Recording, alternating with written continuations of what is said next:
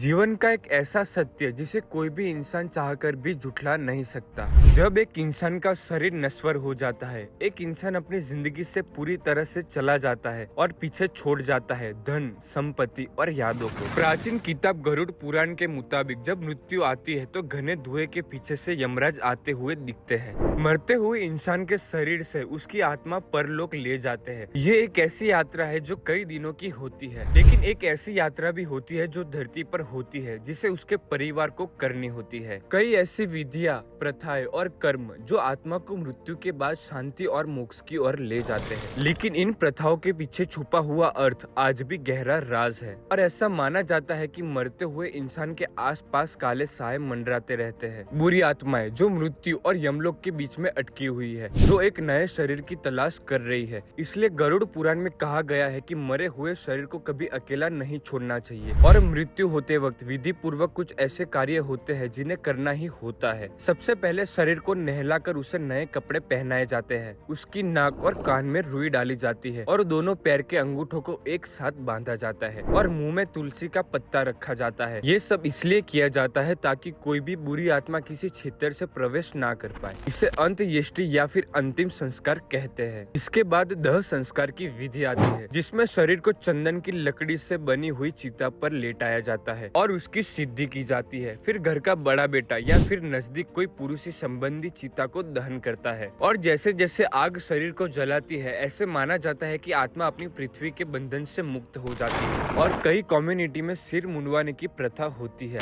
ये सब प्रथा एक तरह से ये सिद्ध कर देती है कि उस परिवार के साथ कोई दुखद हादसा हुआ है, और ये चीज ये भी सिद्ध कर देती है कि उस परिवार ने ये मान लिया है कि उनका कोई चला गया है और वह कभी भी वापस नहीं आ सकता। वो आत्मा जिसने अभी अभी अपना शरीर छोड़ा है, वो यमदूत के साथ यमलोक जा रही है। मेरे साथ ऐसा क्यों कर रहे हो, मुझे छोड़ दो, मुझे जाने दो। और दर्द से चिल्लाती हुई वो आत्मा समझ नहीं पाती कि उसके साथ क्या हो रहा है। कहते हैं कि यमलोक के रास्ते में कई ऐसे डरावने रास्ते आते हैं जिसका सामना उस आत्मा को खुद ही करना पड़ता है। इसमें सबसे खतरनाक पहलू माना जाता है वैतरणी नदी, एक खून से भरी हुई नदी जिसे पार करने के बाद ही आत्मा यमलोक पहुंच पाती है। माना जाता है कि इस रास्ते को पार करने में आत्मा को 13 दिन लग जाते हैं। इन 13 दिनों में उसे कुछ भी खिलाया पिलाया नहीं जाता। बिना खाए पिए आत्मा दिन बर दिन कमजोर होती जाती है। इवन कई बार वो अपनी यात्रा को पूरा भी नहीं कर पाती है और वहीं उस पर अटक जाती है। और इसी से बचने के लिए एक प्रथा निभाई जाती है, और वो है पिंडदान। एक ऐसी विधि जिसे ना करने से आत्मा धरती और यमलोक के बीच में फंस जाती है और मोक्ष को प्राप्त करने का मौका खो देती है। गरुड़ पुराण के हिसाब से यमलोक के रास्ते में 16 शहर पड़ते हैं। हर एक शहर के आगे यमदूत खड़े होते हैं जो कुछ टाइम के लिए रुक जाते हैं, और इसी समय पर जो पिंड और जलदान 10वें या 12वें दिन और 13वें दिन तक करते हैं, वो आत्मा को इस रास्ते पर खाने और पीने के रूप में मिलता है। और इसलिए पिंड दान विधि का एक खास महत्व है अस्थि विसर्जन।